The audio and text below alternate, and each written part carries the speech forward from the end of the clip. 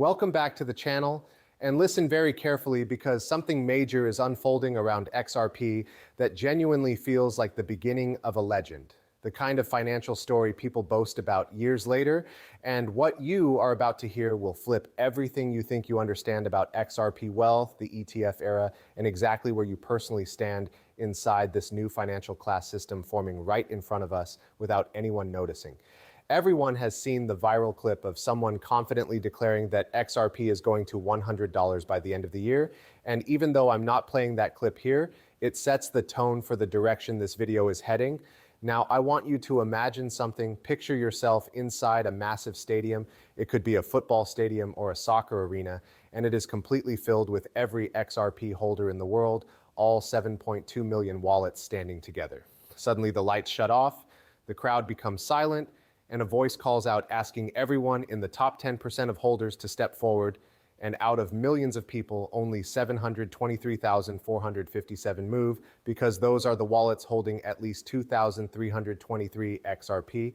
Then the voice calls for the top 5%, and another smaller portion steps ahead, exactly 361,729 wallets holding over 8,667 XRP. And then finally, the voice asks for the top 1%, and only 72,346 wallets take a step, a microscopic fraction of the global crypto population, and all of those wallets hold over 49,999 XRP. Stop for a moment and let that sink in, because people always assume XRP is crowded or overly held, but the rich list shows that XRP ownership is shockingly concentrated, while the majority of retail holders are nowhere near the top half. And this is exactly where the story accelerates, because once XRP reaches $10 or $20 or higher, this invisible class structure becomes real. At $10, the top 10% wallets instantly jump to $23,000 minimum, the top 5% jump to over $80,000, and the top 1% explode to roughly $500,000. And this is not a story where everyone wins. This is a story where only the prepared move into generational wealth, while everyone else watches from the sidelines. Now, this brings us to the turning point, the moment where external forces step in and speed everything up. Before we continue, make sure you hit that like button and subscribe, because if you are listening and wondering where you personally rank, you should join my calls where I track inflows, ETF projections, and heat maps in real time so you can position yourself before the next liquidity wave rather than after it hits. Now let's get back to the unfolding story, because we need to talk about the inflow chart. Visualize that stadium again. Except this time institutional money starts pouring down from the upper levels like a tidal wave, and we are talking $45 million of inflows every single day from XRP ETFs. After 1 month, that equals 613 million XRP removed from the circulating supply. After 3 months, it becomes 1.84 billion. After 6 months, 3.68 billion. And after 12 months, nearly 7.5 billion XRP sucked out of available liquidity, and that is just from 4 ETFs. The breaking news is that the 5th ETF goes live on Monday, the 6th and 7th ETF go live in December, and when you redo the math, the numbers accelerate dramatically. Now we are talking 1 billion XRP removed after 30 days, 3 billion after 90 days, 6 billion after 6 months, and over 12 billion drained within 1 year. And here is the problem. There are not 12 billion liquid XRP available on exchanges or OTC desks. Over-the-counter supply is drying up just like Jake warned, and when billions in forced ETF demand meets diminishing supply, the only place left to buy XRP is the open market. And that is not a price move, that is a detonation.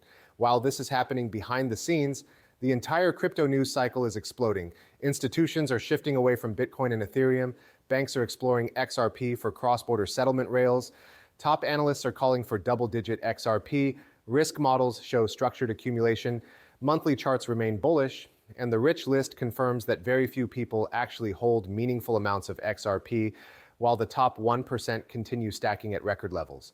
Meanwhile, retail investors remain asleep because many still carry an outdated resentment toward XRP, calling it a banker coin, while ignoring that the same banks they fear are buying up every other crypto as well. And this creates the perfect tension in the story where everyone senses something is about to happen, even though nobody knows when, which leads us to the technical setup, and everything begins with Bitcoin. On the weekly chart, volume is decreasing while price slowly climbs, which looks bearish on paper, but is historically bullish before a breakout squeeze. RSI is weak but primed. Stochastic RSI is oversold and curling upward. The MACD is above zero, but losing momentum, a classic pattern before a reversal. On the daily, RSI is climbing, MACD is bullish but flattening, and liquidity pools are building on both sides while heat maps flash targets that historically get hit 8 out of 10 times. This is exactly the kind of setup where markets create a head fake drop, a panic wick, and then the real launch sequence begins. Over on XRPW, the Santa rally setup shows Bollinger Bands compressing for 2 straight weeks, price stuck between 2.10 and 2.20, a textbook accumulation range.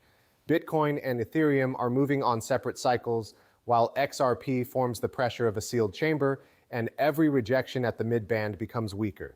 Every time XRP builds this exact structure in the fourth quarter, a Santa rally follows, and all it takes is one daily close above the mid-band to trigger a run toward 2.50, and once that breaks, the entire stadium erupts. ETF inflows continue even on a half-day Black Friday session, with over 22 million entering the market, which aligns perfectly with the 45 million daily average across all ETFs.